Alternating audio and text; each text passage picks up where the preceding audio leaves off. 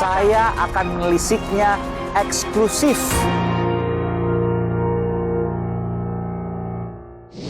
Kontrak Wakelola ini ditandatangani di bulan April tanggal 26, tetapi dimundurkan.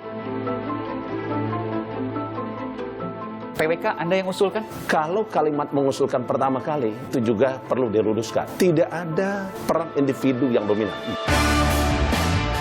Ketua KPK, Bapak Firly Bahuri, secara tegas dan jelas mengatakan PWK itu tidak berkonsekuensi lulus atau tidak lulus.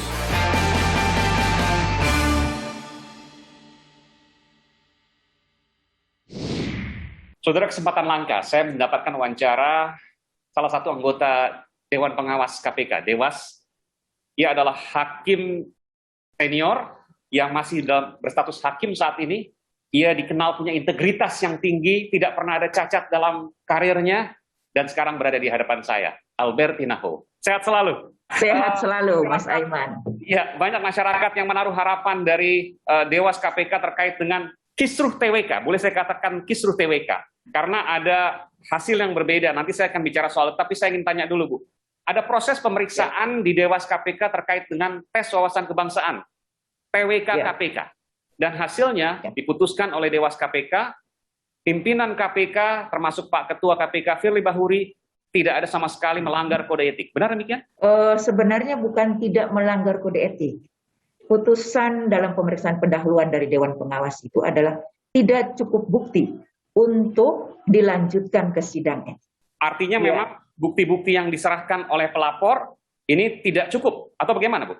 Bukan hanya yang diserahkan oleh pelapor, tapi bukti-bukti yang dikumpulkan juga oleh Dewan Pengawas. Jadi Dewan Pengawas itu tidak pasif, tapi aktif juga mencarikan bukti-bukti, melakukan klarifikasi, dan sebagainya. Contohnya apa, Bu? Boleh saya jelaskan prosesnya? Boleh dijelaskan, silakan, Bu. Jadi kalau ada surat yang masuk tentang dugaan pelanggaran kode etik, yang pertama itu tentu saja administrasinya ya, setelah itu akan dilakukan LHA, analisa dulu. Nanti Dewan Pengawas memeriksa hasil analisa itu, lalu ada disposisi di situ, katakanlah dilanjutkan ke klarifikasi. Nah, di tahap klarifikasi inilah kita melakukan pengumpulan bukti-bukti. Bukti-bukti bisa dokumen, bisa juga dalam bentuk keterangan saksi-saksi. Itu Dewan Pengawas sempat melakukan klarifikasi terhadap terlapor 5 orang, pelapor 3 orang, kemudian pihak internal KPK 3 orang, kemudian pihak eksternal 5 orang. 1 orang dari Kemenkumham, 2 orang dari BKN, kemudian 2 orang dari Kemenpan RB. Nah, berdasarkan laporan LHK itu, kemudian Dewan Pengawas membawa itu ke pemeriksaan pendahuluan. Kesimpulan dari pemeriksaan pendahuluan itu bisa 2 kemungkinan, Mas Aiman. Yang pertama itu cukup bukti untuk dilanjutkan ke sidang etik. Kemudian ada lagi yang tidak cukup bukti untuk dilanjutkan ke sidang etik. Oke, Bu. Apabila memang tidak cukup bukti, apakah memang tidak bisa dilanjutkan? Artinya ya sudah selesai. Ya. Tidak betul, bisa dilanjutkan sama sekali. Contoh misalnya, Bu, saya mau konfirmasi, Bu, kan ada 7 pelaporan. Salah satunya adalah pelaporan di mana TWK tidak pernah disampaikan oleh pimpinan KPK. Ini akan mempengaruhi status pegawai KPK, apakah berhenti atau tidak, gitu ya. Lalu kemudian tidak cukup bukti. Di mana tidak cukup bukti misalnya untuk 1 pelaporan itu? Sebenarnya laporan dari teman-teman yang melaporkan itu, dari pelapor, tidak 7 laporan. Hanya 1 laporan. Di dalam 1 laporan itu ada 3 dugaan pasal, yaitu masalah nilai integritas di pasal 4 ayat 1 huruf A, tidak berperilaku dan bertindak jujur. Kemudian yang kedua itu di nilai integritas juga pasal 4 ayat 1 huruf C, tidak menjaga citra, harkat, dan martabat, dan seterusnya. Kemudian dinilai kepemimpinan pasal 8 ayat 2, bertindak sewenang-wenang. Dari 3 dugaan pasal ini tentu saja masing-masing pasal kan ada perbuatan-perbuatan yang dilakukan. Dan semua kesimpulannya tidak cukup bukti untuk dilanjutkan dalam proses bukti. Ya, untuk dilanjutkan ke sidang. Tentu Dewas juga mendengar, melihat, mencermati hasil dari Ombudsman. Boleh saya minta pendapat Ibu, apa komentar Dewas soal temuan Ombudsman? Dari Dewas sendiri kan kami belum tahu hanya sebatas melihat, mendengar di media apa hasil temuan ombudsman itu. Itu yang pertama. Kemudian yang kedua, Mas, kita melihat dari tugas masing-masing tentu saja sangat jauh berbeda. Kemudian sudut pandang pun berbeda dengan ORI, dengan ombudsman. Kami itu dilihat dari sisi etik, ombudsman yang dilihat tugasnya adalah melihat masalah maladministrasi, berbeda. Saya masuk satu kasus, Bu, apa yang kemudian disampaikan oleh temuan ombudsman ini ada potensi ke arah pidana. Contohnya adalah backdate. MOU yang disepakati pada tanggal bulan April ya, pada 26 April, lalu kemudian ditandatangani pada bulan Januari. Ada tanggal mundur untuk menentukan anggaran dan lain sebagainya. Ini kan punya potensi pidana. Dan ini juga sudah dilaporkan, saya dengar kemarin, oleh beberapa pegawai KPK. Apakah ini akan ditindaklanjuti oleh Dewas atau tidak? Memang ada tanggal mundur kalau kita melihat. Oke, jadi Dewas mengakui bahwa memang ada tanggal mundur ya, Bu? Tanggal mundurnya memang ada. Di dalam itu, dan itu sudah ditemukan juga ombudsman kan, ada tanggal mundur di dalam perjanjian itu. Artinya punya potensi pidana. Berpotensi pidana atau tidak, kalau saya sebagai hakim, Mas Aiman nanya begitu, saya akan menjawab lain kan.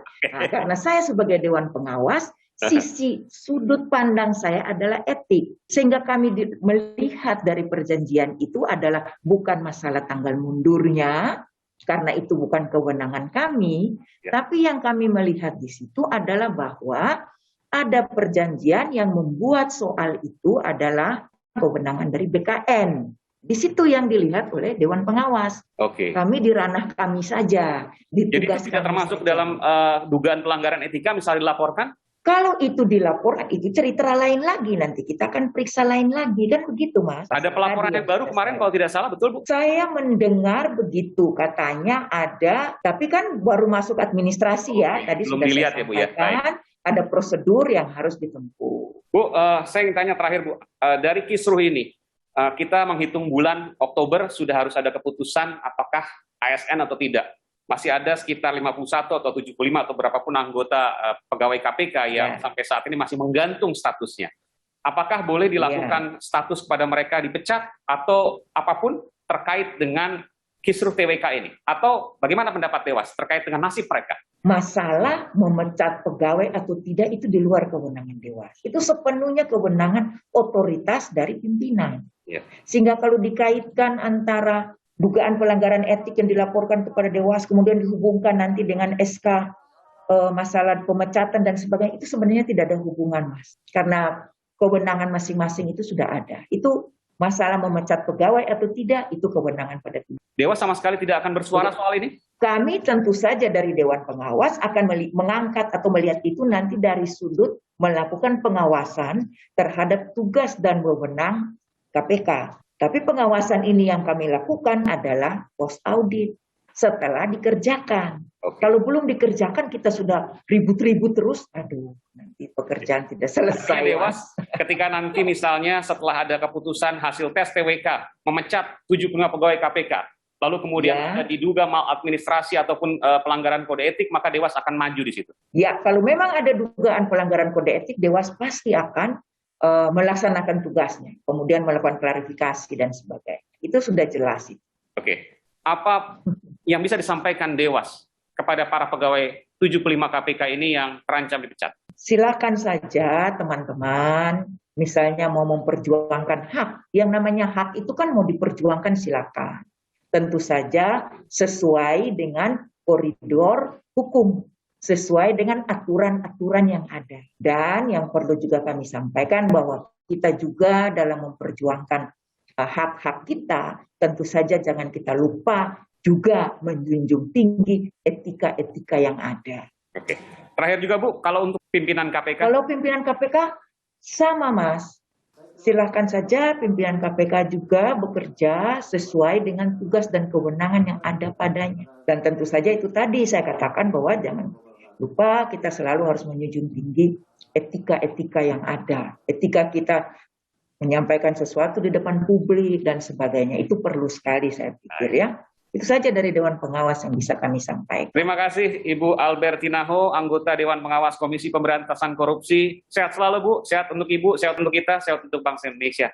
Salam Ibu, terima kasih. Terima kasih Mas Aiman, sehat selalu. Ketika nanti temuan ombudsman ini dianggap angin lalu, ombudsman kan nggak punya kekuatan apa-apa, Pak. Maka ombudsman akan mengeluarkan rekomendasi kepada Presiden dan kepada DPR. Presiden tentu bisa mengambil tindakan hukum terhadap bawahannya yang tidak patuh. Saya akan menelisiknya eksklusif